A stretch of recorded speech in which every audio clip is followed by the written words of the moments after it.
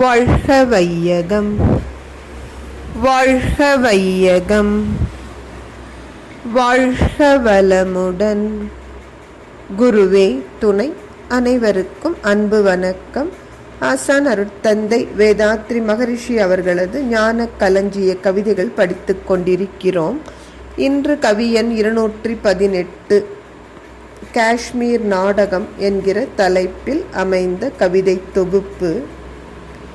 அந்த மிகும் காஷ்மீர் ஒரு பெண்ணாகும், அழகுண்டு அறிவுண்டு, அவள் தனக்கு இந்தியா தாயாகும். அவளை கண்டு இச்சையினால் பாகிஸ்தான் வளைத்து கொண்டான். பந்தமில்லை பலமில்லை வாழ்க்கை செய்ய, பணத்திற்கு அவளை விலை பேசலானான். இந்த கட்டம் காஷ்மீரம் தாயைச் சேர்ந்தாள். இந்திய தாய் பொறுப்புணர்ந்து காவல் ஏற்றாள். இது பாருங்க, நமக்கு ரொம்ப ஒரு வியப்பை தரும்.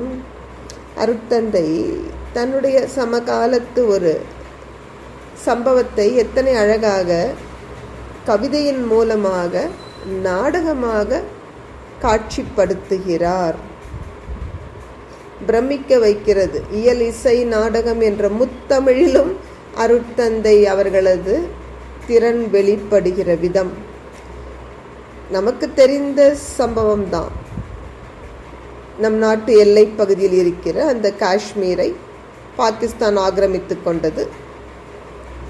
இன்று வரை அது சிக்கலில் நிற்கிறது. இதை எத்தனை அழகா அருட்தந்தை ஒரு நாடகம் போல வர்ணிக்கிறார் பாருங்க. அந்த காஷ்மீர் நிலப்பகுதியை ஒரு பெண்ணை போல உருவகிக்கிறார். இயற்கை எழில் கொஞ்சம் இடம் அல்லவா, நல்ல அழகு இருக்கு, அறிவுண்டுன்னு சொல்றார். என்ன காரணம்? இந்தியா பக்கம் நிக்குது பாருங்க. புத்திசாலித்தனம் இருக்கிறதுனால தான் அது முடிந்தது.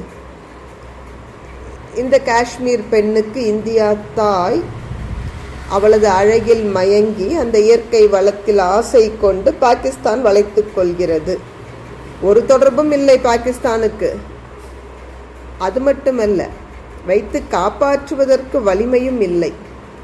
அதனால் பணத்திற்கு விலை பேச முன் வருகிறான்.